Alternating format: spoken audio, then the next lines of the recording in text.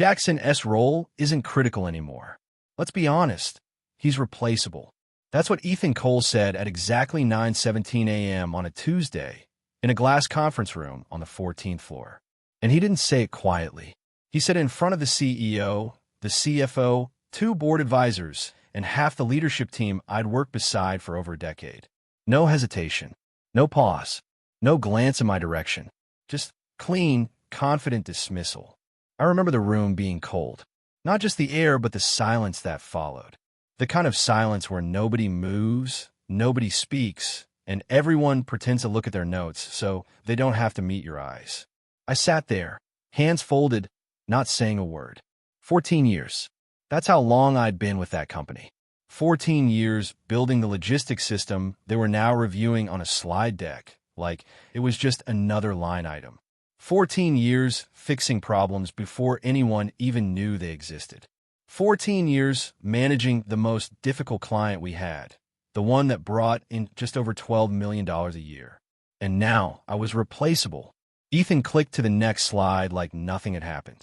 Moving forward, he said, we're transitioning the account to a more scalable structure, less dependency on individual contributors, more process-driven.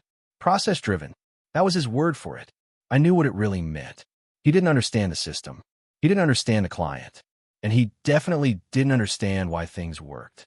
But he had an MBA, a clean haircut, and the CEO's attention. That was enough. The CEO nodded slowly, like this all made sense. No one asked me anything. Not a single question. Not even from people who had called me at 2 a.m. for years when things went wrong. Not from the same executives who used to say, if Jackson's on it, we're fine. Now they just stayed quiet. That told me everything. Ethan kept talking. Something about efficiency. Something about reducing legacy risk. I heard the words, but they didn't land the same way anymore. Because in that moment, I wasn't thinking about the slides. I was thinking about the line. Replaceable. It's a simple word. But when someone says it about you, after you've given them years of your life, it lands differently. It doesn't hit like anger. It hits like clarity. I leaned back slightly in my chair and looked around the room. I saw people avoiding eye contact. I saw one of the board advisors glance at me, then quickly look away. I saw the CFO shifting in his seat like he wanted to say something, but didn't. And that's when I understood something I should have seen a long time ago. Loyalty only matters when it's recognized. Otherwise, it's just quiet labor. Ethan wrapped up his section and turned to the CEO. We can have the transition complete in 2 weeks, he said. Minimal disruption. Minimal disruption. I almost smiled at that, because I knew exactly what that account required to run smoothly. And 2 weeks wasn't even close. But I didn't correct him. I didn't interrupt. I didn't defend myself. For the first time in 14 years, I stayed quiet on purpose. The meeting moved on. Different topics, different slides, different voices. But for me, everything had already changed. Because once someone says you're replaceable out loud in a room like that, they've already made their decision. And in that moment, without saying a single word, I made mine too. I wasn't going to protect them anymore. Not from their mistakes, not from their assumptions, and definitely not from the consequences they didn't see coming. My name is Jackson Mercer. I was 47 years old when that meeting happened. And for most of my career, I wasn't the kind of person people noticed.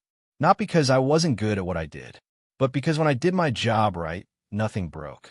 No emergencies, no escalations, no late-night calls to the executive team. Everything just worked. That was my role. I was the one behind the system. I joined the company when we were still figuring things out. Back when our logistics process was mostly manual and every delay turned into a crisis call.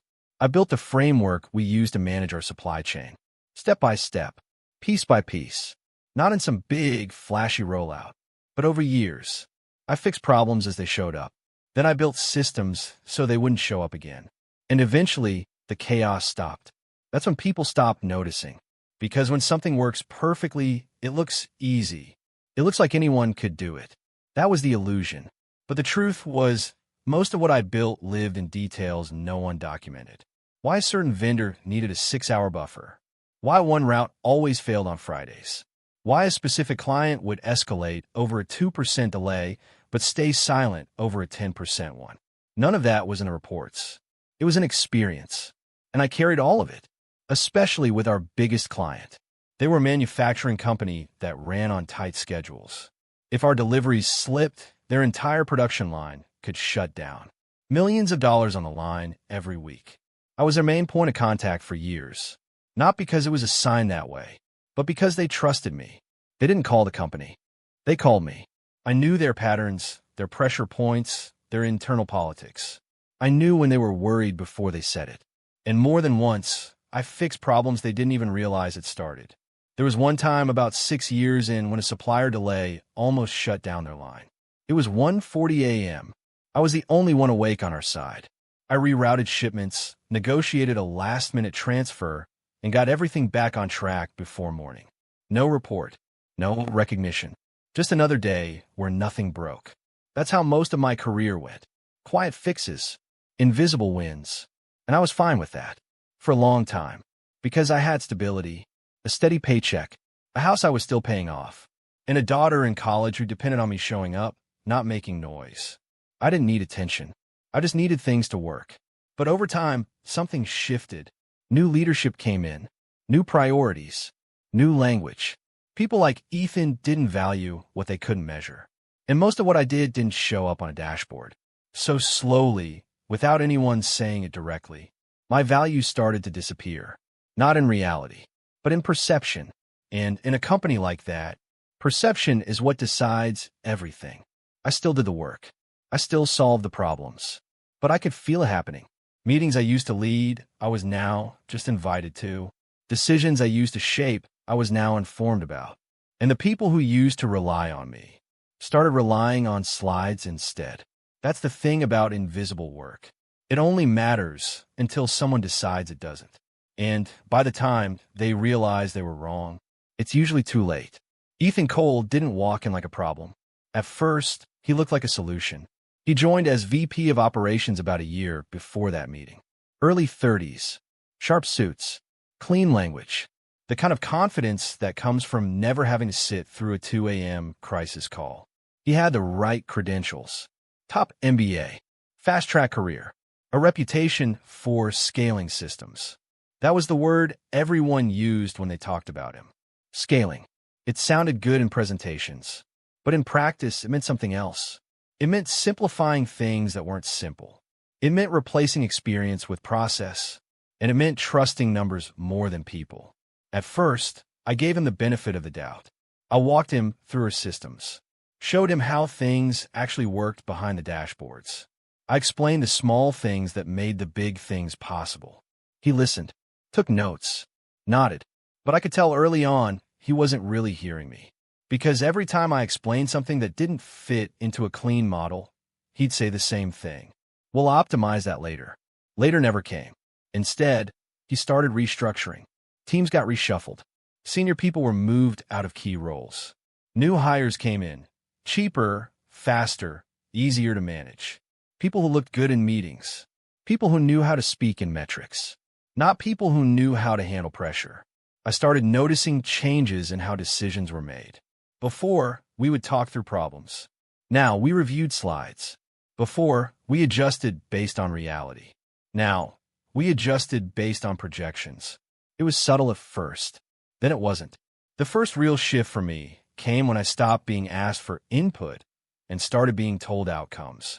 I'd walk into meetings where plans were already finalized.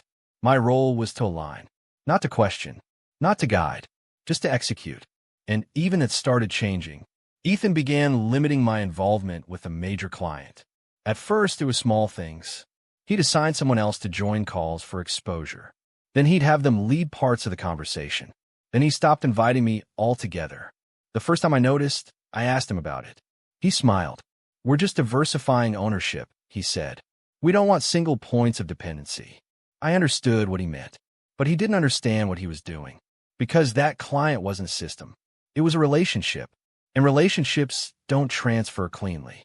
A few weeks later, he made it official. In a short meeting, no more than 10 minutes, he reassigned the account to a junior manager named Kyle. Kyle was smart, but he had maybe 2 years of experience. No real exposure to high-pressure clients. No understanding of the history. No idea how fragile that account actually was. I raised concerns. Calmly. Directly. I explained what the client expected, the patterns I had seen, the risks they wouldn't notice until it was too late. Ethan listened. Then he gave me that same polite nod. I appreciate the insight, he said, but we need to build a scalable structure. Scalable. That word again. The conversation ended there. No argument. No discussion. Just a decision that had already been made. After that, things moved faster. Kyle started handling the account. Mistakes didn't show up right away, but I could see them forming. Missed details. Slight delays. Small misunderstandings in communication. Nothing big enough to trigger alarms, but enough to create tension. I stayed quiet, not because I didn't care, but because I could see the pattern. This wasn't about fixing problems anymore. This was about proving a point. And the more I tried to step in, the more it looked like I was resisting change. So I did something I hadn't done in years. I stepped back. I watched. I let things play out. And deep down, I knew exactly where it was going. Because systems don't fail all at once. They fail slowly, quietly, until the moment they don't. And by then, it's already too late. The problem didn't start as a disaster. It started as a delay. One shipment, 6 hours late. On paper, that doesn't sound like much. But for that client, 6 hours could shut down an entire production line. I saw it before anyone else did. Not because I was watching the system, but because I knew the pattern, the route, the timing, the supplier involved. It was a weak point I had managed for years. Carl didn't know that. Ethan didn't know that. And the system didn't flag it, because technically everything was still within acceptable limits. But I knew what came next. A delay leads to a backlog. A backlog leads to missed sequencing. And once that happens, the client doesn't just get late deliveries. They get chaos. I pulled the data quietly, checked the chain, confirmed what I already suspected. The next 2 shipments were at risk. If those slipped, we were looking at a full shutdown, millions in losses, and one very angry client. I had a choice. I could let it happen, or I could fix it. For 14 years, that choice was never a question. I fixed it. I made a few calls, reached out to a contact at the supplier, rerouted part of the shipment, adjusted the timing manually. Things I had done dozens of times before. Within a few hours, the system stabilized. No escalation. No crisis call. From the outside, it looked like nothing happened. But the next morning, Ethan called me into his office. He didn't look angry. He looked controlled, measured. I heard you got involved in the client account yesterday, he said. I didn't deny it. There was a risk, I said. I handled it. He leaned back in his chair. That's not your role anymore, Jackson. His tone was calm, but there was something underneath it. A message, clear and deliberate. I kept my voice steady. It would have escalated, I said. I prevented that. He nodded slowly. I understand, he said, but we need to respect structure. You stepping in like that creates confusion. Confusion. I almost said something, almost explained what would have happened if I hadn't stepped in. But I stopped, because I could see it clearly now. This wasn't about the outcome. It was about control. He didn't want problems solved.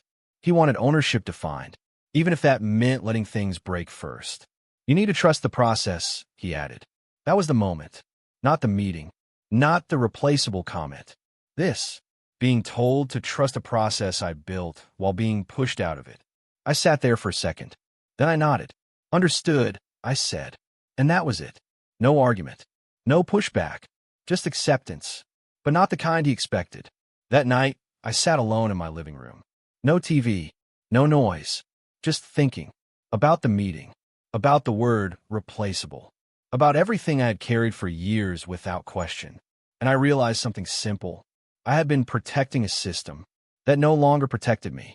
I had been fixing problems for people who didn't value the solutions. And I had been staying loyal to a place that had already moved on. That was the breaking point. Not loud, not dramatic, just clear. And once you see things clearly like that, you can't go back. So I made a decision. I wasn't going to step in next time. I wasn't going to absorb the risk. I wasn't going to fix what they chose not to understand. I was done carrying it for them. And for the first time in 14 years, I felt completely certain about that. A week after that conversation with Ethan, I got a call I hadn't heard in a while. It was from Martin Hale. He was the operations director on the client side, the same $12 million account Ethan had reassigned. Martin wasn't the kind of person who called casually. If he picked up the phone, it meant something was off. "Jackson," he said, his voice steady but tight. "Do you have a minute?" I stepped outside the building before answering. "Of course," I said. There was a short pause on his end. Then he said something that told me everything I needed to know. "Things aren't running the same." He didn't accuse. He didn't complain. He just stated a fact. I leaned against the wall and looked out at the parking lot. "What are you seeing?" I asked. "Timing feels off," he said. "Communication is slower. We're getting updates after the fact instead of before. And your new contact, Kyle, I think, he's trying, but he doesn't seem to understand how our line works." I closed my eyes for a second. Not out of frustration, just recognition. This was exactly how it starts. Small gaps, subtle shifts, the kind that don't show up in reports. "We're still within contract limits," Martin added, almost like he was trying to be fair. "I know," I said quietly. Another pause. Then he said it. "We never had to check the contract when you were handling it." That line stayed with me, because it wasn't about performance. It was about trust. For years, Martin didn't need to measure what I was doing. He just knew it was handled. Now he was checking. That meant confidence was already slipping. "I'm not managing the account directly anymore," I said. "I figured," he replied. "That's why I'm calling you." There it was. Clear and simple. Not the company. Not the system. Me. We talked for another 10 minutes. He walked me through a few recent issues. Nothing critical yet, but all of it pointed in the same direction. The system was drifting, and the people now responsible for it didn't see the drift, because they didn't know what right actually looked like. Before we hung up, Martin asked one more question. "Off the record, should I be concerned?" I didn't answer right away, because that question wasn't technical. It was strategic. If I said yes, I was stepping into something bigger. If I said no, I was ignoring what I knew. So I gave him the only honest answer I could. "You should pay attention," I said. He understood. People like Martin always do. After the call, I stood there for a while, thinking, not about the company, but about leverage. For years, I thought my value was in the systems I built, the processes, the fixes. But that call made something clear. My real value was trust, the kind that doesn't show up on a report, the kind that doesn't transfer with a reassignment email, the kind that takes years to build and seconds to lose. I didn't act on it right away. I didn't call anyone, didn't make any moves, but something shifted inside me. For the first time, leaving didn't feel like a risk. It felt like an option, a real one, because I wasn't starting from zero. I had relationships, I had credibility, and I had something the company couldn't replicate quickly. Not title, not a system, but a track record that someone like Martin actually valued. And once you realize your value exists outside the place that's been underestimating you, everything starts to look different. You stop asking for recognition. You stop trying to prove your worth. And you start asking a much simpler question. Where is that worth actually seen? That's when the idea of leaving stopped being emotional and started becoming practical. I didn't quit the next day or the next week. I took my time, not because I was unsure, but because I wanted to leave the right way. 14 years is a long time to walk away from, even when you know it's over. I started with the basics. Documentation, processes, access points, all the things no one thinks about until they're missing. I updated everything, cleaned up files, wrote down steps I had kept in my head for years. Not everything, just enough to do the job, not enough to truly understand it. Because understanding doesn't come from reading. It comes from doing, and that part couldn't be transferred. At the same time, I started taking calls. Quiet ones. Recruiters had reached out over the years. I had always ignored them. Now I didn't. One conversation led to another, then another, until I found something that felt right. A smaller firm, less polished, but more grounded. They didn't talk about scaling first. They talked about execution, about reliability, about clients, real ones, the kind that cared about results, not just reports. They understood what I did, not in theory, but in practice. The offer they made wasn't flashy, but it was fair, and more importantly, it came with respect. That mattered more than anything. I didn't tell anyone in my current company. Not yet. I just kept doing my work, watching, waiting, and slowly, I started noticing something. Gaps. Small ones at first. Things that used to run smoothly, taking longer. Questions being asked more often. Confusion where there used to be clarity. No one connected it back to me. Not directly, but I could see it. The system was starting to feel heavier. Less precise. Like something was missing. And the people now responsible for it didn't know what that something was. Around that time, Martin reached out again. Another check-in. More concerns. More signs that things weren't holding the way they used to. This time, his tone was different. More direct. If things keep going like this, he said, we'll have to consider other options. I didn't push. Didn't suggest anything. I just listened. Because the decision had to be his. Not mine. But I knew what that meant. The moment a client starts saying other options, they're already halfway out the door. A few days later, I signed the offer. No announcement. No drama. Just a decision. Then I gave my notice. 2 weeks. Professional. Simple. Ethan looked surprised. Not shocked. Just caught off guard. I didn't realize you were looking, he said. I wasn't, I replied. That was true. Until I had a reason to be. The rest of the conversation was short. Polite. Controlled. No attempt to stop me. No real questions. Which told me something important. They still didn't see it. They still thought this was just another departure. Another replaceable role being filled. And I let them think that. Because sometimes, the only way people understand value is when it's no longer there. And by the time they realize it, it's already too late. My first week at the new firm was quiet. No chaos. No late-night calls. No constant pressure sitting in the back of my mind. Just work that made sense. Clear expectations. Direct communication. People who actually listened when something didn't feel right. It took me a few days to adjust to that. Because for years, I had been operating in a constant state of anticipation, waiting for the next issue before it even showed up. Now there was space. And in that space, things started happening back in my old company. I didn't hear about it right away. The first sign came through an email. Not from leadership, from someone I used to work closely with in operations. Subject line was simple. Hey, quick question. That's how it always starts. The message itself was longer. They were asking about a routing sequence. Something small. Something that should have been documented. I read it once. Then I closed it. I didn't reply. Not out of spite, but because I knew what that email really meant. They were already running into things they didn't understand. A day later, another message came in. Different person. Different issue. Same tone. Uncertainty. Then my phone rang. I looked at the number. Kyle. I let it go to voicemail. He didn't leave one. He called again an hour later. Same result. By the end of the week, I had 3 missed calls from him and 2 more emails from different teams, all asking variations of the same thing. How does this work? That's when I knew the system was starting to crack. Not in a visible way yet, but underneath, where it actually matters. The real shift happened about 10 days after I left. I was sitting in a meeting at my new job when my phone buzzed again. This time it was Martin. I stepped out to take it. His voice was different. No hesitation this time. No careful wording. They missed a window, he said. I didn't need more details. How bad? I asked. Bad enough, he replied. Production slowed down this morning. We're already behind.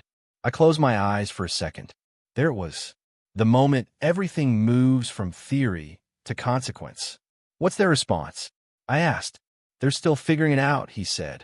I've had 3 different people call me in the last 2 hours. That didn't surprise me. Because when systems break, people scramble. And when people scramble, clarity disappears. Martin paused. Then he said something I had been expecting. We can't run like this, Jackson. Not they. Not the company. This, meaning the situation, the instability, the uncertainty. I stayed calm. Understand, I said. Another pause. Then he made the decision. We're reviewing alternatives, he said. Starting now. That was it. Not dramatic. Not emotional. Just final. Within a week, it became official. The client pulled their account. All $12 million of it. And they didn't just leave. They moved. To us. To the firm I had just joined. The transition wasn't instant. But the direction was clear. And back at my old company, everything started falling apart. I heard it through different channels. People I used to work with. People who trusted me enough to be honest. There were emergency meetings. Late night calls. Blame being passed around. Ethan trying to explain what went wrong. Trying to frame it as a temporary disruption. But it wasn't temporary. It was structural. The systems I built were still there. But the understanding behind them was gone.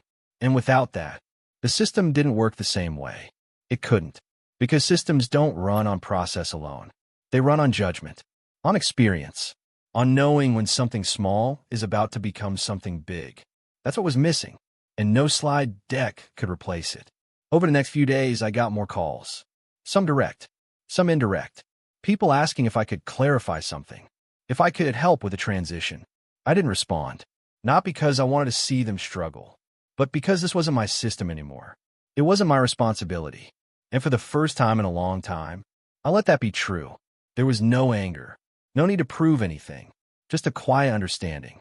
They had made their decision, and now they were living with it, and I was finally free of it. Ethan called me 2 weeks after the client left. Directly. No assistant. No scheduling. Just my phone ringing in the middle of the afternoon. I looked at the screen for a few seconds before answering. Not because I was unsure, but because I already knew what the conversation was going to be.